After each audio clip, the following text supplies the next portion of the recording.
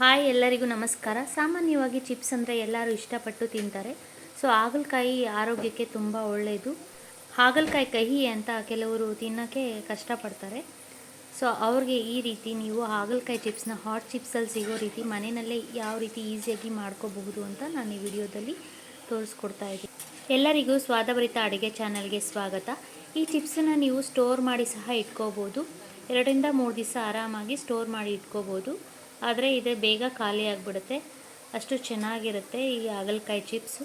ಇದಕ್ಕೆ ಫಸ್ಟು ನಾನು ಹಾಗಲಕಾಯಿನ ತೊಳ್ಕೊಂಡು ಸಣ್ಣದಾಗಿ ಹೆಚ್ಚಿಟ್ಕೊಂಡಿದ್ದೀನಿ. ನೋಡಿ, ಈ ರೀತಿ ರೌಂಡಾಗಿ ಹೆಚ್ಕೊಂಡು ನೀರಲ್ಲಿ ಹಾಕಿ ನೆನೆಸಿಟ್ಕೊಂಡಿದ್ದೀನಿ.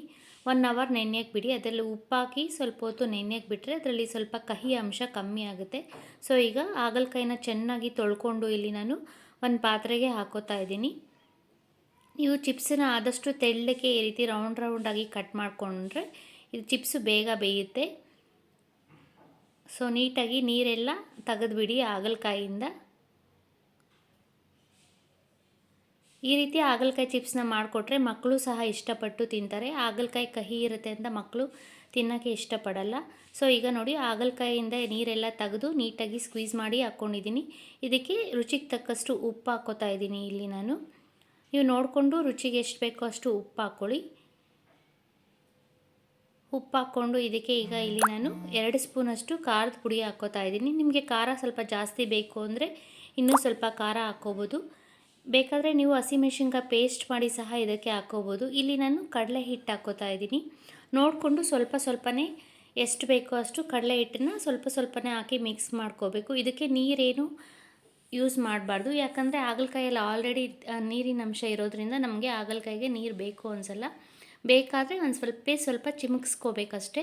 ಇದಕ್ಕೆ ನಾನಿಲ್ಲಿ ಸ್ವಲ್ಪ ಆಗೋಷ್ಟು ಅಕ್ಕಿ ಹಿಟ್ಟು ಹಾಕ್ಕೋತಾ ಇದ್ದೀನಿ ಕ್ರಿಸ್ಪಿನೆಸ್ಗೋಸ್ಕರ.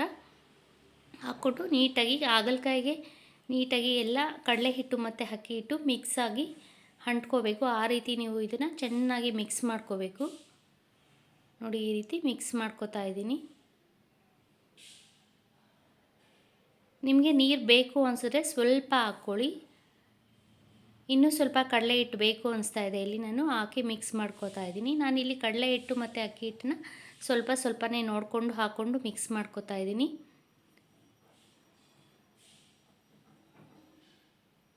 ಸೊ ಈ ರೀತಿ ಕೋಟಿಂಗ್ ಚೆನ್ನಾಗಿ ಆಗಬೇಕು ಹಾಗಲಕಾಯಿಗೆ, ಆ ರೀತಿ ನೀವು ಮಿಕ್ಸ್ ಮಾಡ್ಕೊಳ್ಳಿ. ಹಾಗಲಕಾಯಿ ಆಗಿರೋದ್ರಿಂದ ನೀವು ಸ್ವಲ್ಪ ಖಾರ ಜಾಸ್ತಿ ಹಾಕ್ಕೊಂಡ್ರೆ ಇನ್ನೂ ಚೆನ್ನಾಗಿರುತ್ತೆ. ನಾವು ಖಾರ ಜಾಸ್ತಿ ಹಾಕಿದ್ರೂ ಸಹ ಎಣ್ಣೆಯಲ್ಲಿ ಕರೆದಾದ್ಮೇಲೆ ಖಾರ ಸ್ವಲ್ಪ ಕಮ್ಮಿ ಆಗಿಬಿಡುತ್ತೆ. ಸೊ ಇದಕ್ಕೆ ನಾನಿಲ್ಲೀಗ 1 ಸ್ಪೂನ್ ಜೀರಿಗೆ ಅಥವಾ ಓಮ್ ಕಾಳನ್ನು ಹಾಕ್ಕೋತಾ ಇದ್ದೀನಿ. ನೀವು ಬೇಕಂದರೆ 2 ಅರ್ಧ ಸ್ಪೂನ್ ಸಹ ಹಾಕ್ಕೋಬೋದು.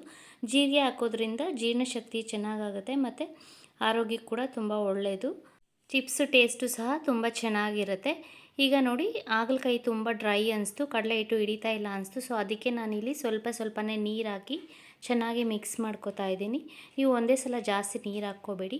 ಸೊ ಈಗ ಹಾಗಲಕಾಯಿ ಮಿಕ್ಸ್ ಮಾಡ್ಕೊಂಡಿದ್ದು ರೆಡಿಯಾಗಿದೆ. ಈಗ ನಾನು ಸ್ಟವ್ ಹಚ್ಚಿ ಬಾಣಲಿನಲ್ಲಿ ಎಣ್ಣೆ ಕಾಯಕ್ಕಿಟ್ಟಿದ್ದೀನಿ.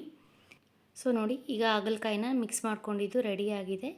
ಈಗ ಎಣ್ಣೆ ಕಾದಿದೆಯೋ ಇಲ್ವಂತ ಒಂದು ಸ್ವಲ್ಪ ಹಿಟ್ಟು ಹಾಕಿ ನೀವು ಚೆಕ್ ಮಾಡ್ಕೊಳ್ಳಿ.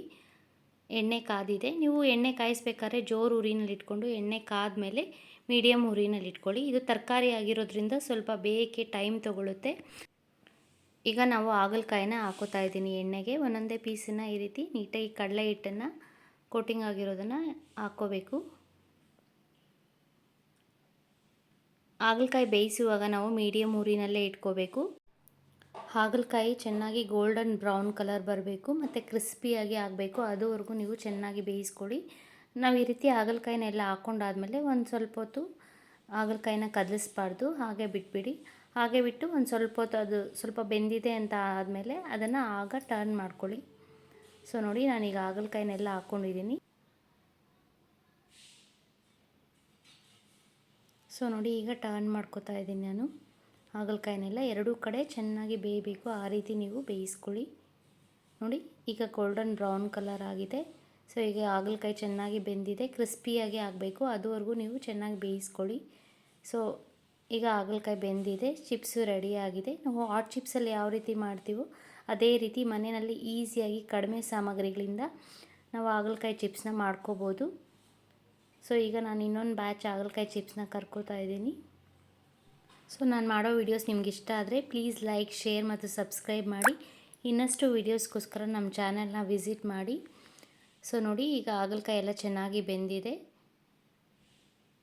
ಸೊ ಇದನ್ನು ನೀವು 2-3 ದಿವಸ ಸ್ಟೋರ್ ಮಾಡಿ ಇಟ್ಕೋಬೋದು ಹಾಗಲಕಾಯಿನ. ಸೊ ನೋಡಿ ಎಷ್ಟು ಕ್ರಿಸ್ಪಿಯಾಗಿದೆ. ನೋಡಿ ಈ ರೀತಿ ಕ್ರಿಸ್ಪಿಯಾಗಿ ಆಗಬೇಕು. ಸೊ ಹಾಗಲಕಾಯಿ ಚಿಪ್ಸ್ ಈಗ ರೆಡಿಯಾಗಿದೆ. ಸೊ ನೀವು ಸಹ ಟ್ರೈ ಮಾಡಿ ನೋಡಿ, ನನಗೆ ಕಮೆಂಟ್ ಮಾಡಿ ಹೇಗಿದೆ ಅಂತ. Thank you.